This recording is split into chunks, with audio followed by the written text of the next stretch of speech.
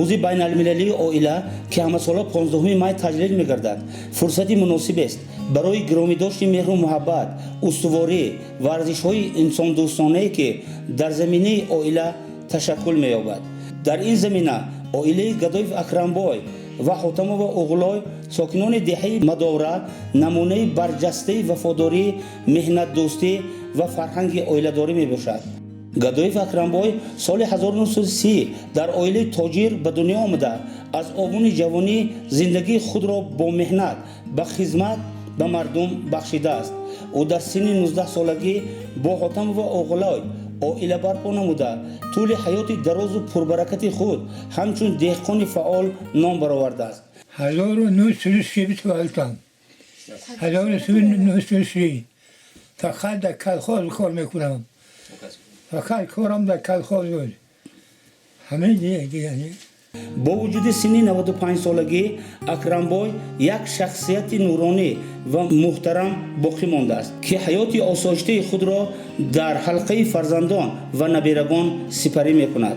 حاتم و اغلای که سال 1934 در خانواده دهقان به دنیا آمده است از خردسالی به آموزش و مهنت مشغول بوده است. او در سن 7 سالگی به مکتب رفته در 15 سالگی اویله‌دار شده است. با وجود سن 91 سالگی اغلای باز هم با مهر و محبت مادری در حیات فرزندان و نبیرگان نقش فعال می‌بازد. امروز آنها صاحب 10 فرزند، 31 نبیره و 42 ابیره بوده یکی از اویله‌های سرفرزند و خوشبخت دهه خود به حساب می‌روند. من گدای فکرم اکراموچ در همین دهه مداوره در همین اویله تولد شدم.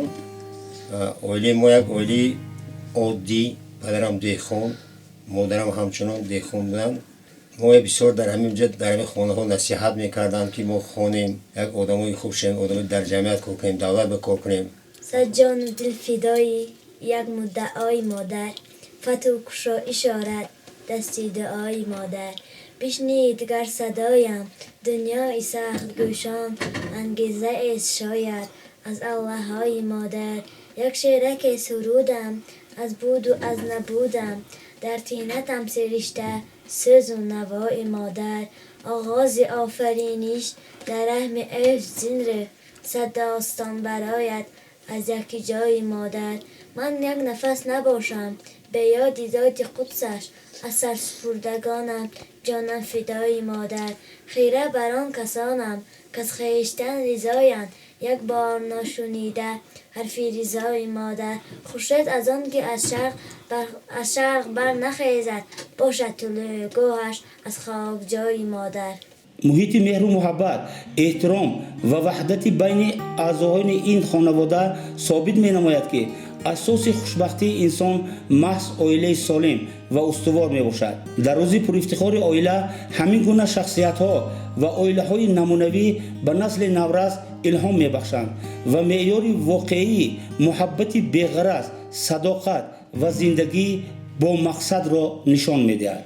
یه بار خدای پرینایت پاکیزه کریمی بینایت این بچه‌هایی که به رسول میرد مخصوصا امانت ساق برید باز بری سلامت یا علی یا سیف یا زبر خار هر بلای هر غلای هر خزای پیش وقت دفع کند پروردگار رای شفیعت کشاشی کار خدایار شد.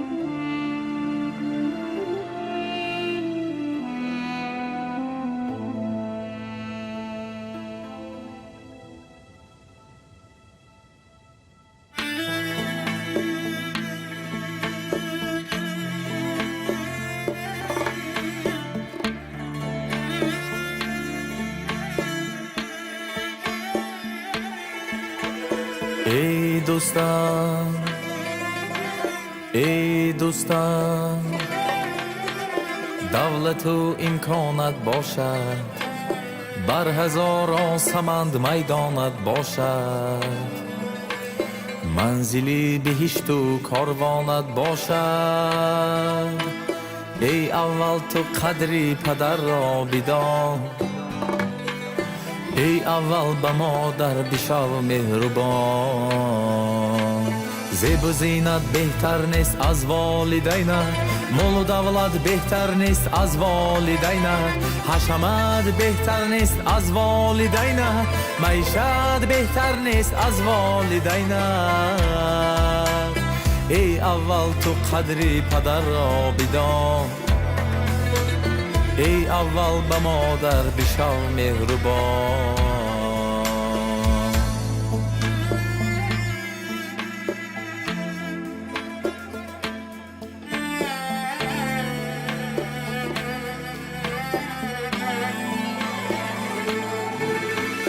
امروز با تویان هم قده دلبرها می روند از برهت گر افتی اسبا آدم شو به اطراف کنی یک نگاه ای اول تو قدری پدر را بدان ای اول به مادر بشو مهربان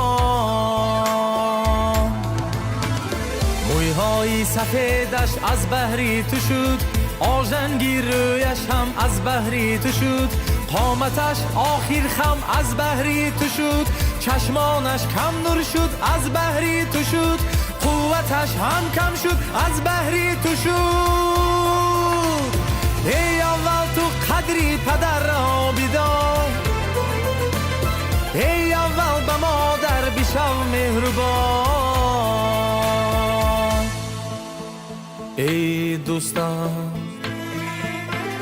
ای دوستان دولت و امکانت باشد بر هزاران سمند میدانت باشد منزلی بهشت و کاروانت باشد ای اول تو قدری پدر را بدان ای اول به مادر بشو مهربان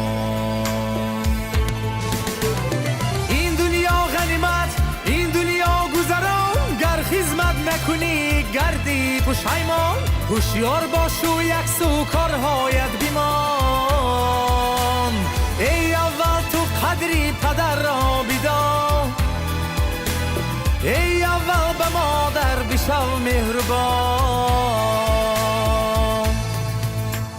هم ثروت و نقدت آنهایان بدان هم دولت و تختت آنهایان بدان هم سولت و بختت آنهایان بدان ای اول تو قدری پدر را بدان ای اول به مادر بشو مهربان ای دوستان ای دوستان